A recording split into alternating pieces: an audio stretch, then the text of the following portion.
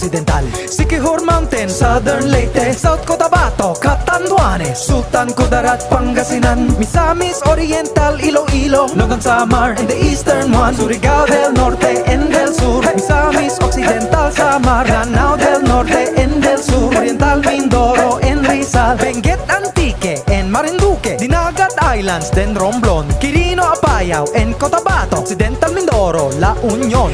These are the Philippine provinces. Every Pinoy in the world comes from one of them. Mabuhay! These are the Philippine provinces in our 7,107 islands. Mikey, wait!